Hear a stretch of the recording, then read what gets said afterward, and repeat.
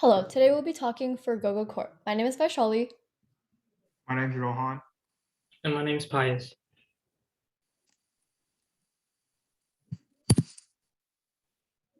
Okay, so for today's agenda, we'll be talking about analyzing the finances of company, walking through the financial ratios and statements, looking at the projections and assumptions, and exploring possible recommendations.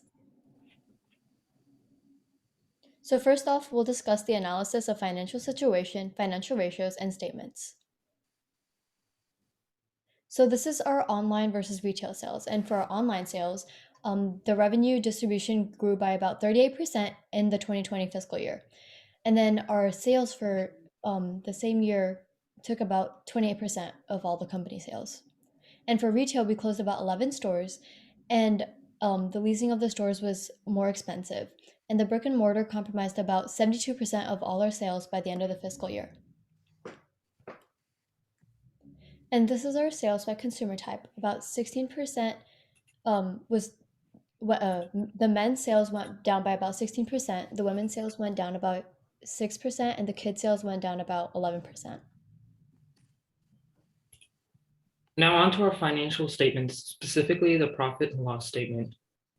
Here we have our profit and loss statement that we came up with, and what we realized was we do in fact produce a large amount of profit.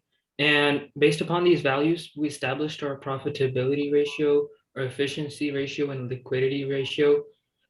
Based upon the research that we conducted outside and found our industry ratios or industry norms, we realized that this company was doing way better than what other companies were doing in the apparel industry, especially when it comes to our profitability ratio, efficiency ratio, and liquidity ratio in the years 2018 through 2020. Now, in terms of our trends analysis, we discovered that dividends decreased as our cash increased. So this meant that Basically, what he's trying to say is that they correlate with each other. The company owners purposely lower the dividends, potentially lower the dividends in order to help gain cash in terms of their assets to keep up the financial ratio. Now we have our balance sheet, and although it looks like a normal balance sheet, there's plenty significant factors. First up, on the assets, the accounts receivable dropped from 1 billion to 455 million. And this is potentially due to the decreasing sales that are occurring in the company. The cash and current assets also significantly increased, and the stakeholders might have done that by decreasing their dividend in order to keep up company expenses or to deal with company expenses. And the total equity has significantly gone down. And this right here is our income statement.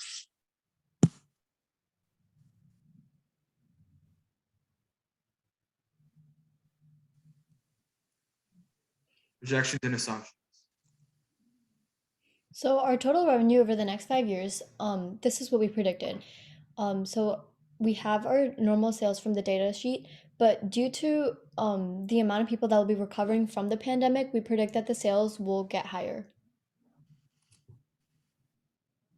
The net income over the 5 years, it shows that, so at the 2020 mark, you can see that the company is at its absolute low in terms of producing net income. And it is safe to assume that for the coming years, the depreciation and selling expenses will go down because both are directly reliant on the number of stores present. And with the shift to e-commerce, stores will be down. Some stores will be downsized, leading to less of those expenses and overall helping with the net income projections by increasing it. And some final assumptions are, since the company is shifting to an online sector, long-term assets will go down due to the closing of brick and mortar stores, depreciation expenses will go down, and selling expenses will go down due to the fact that the long-term assets are going down as these expenses are reliant on them.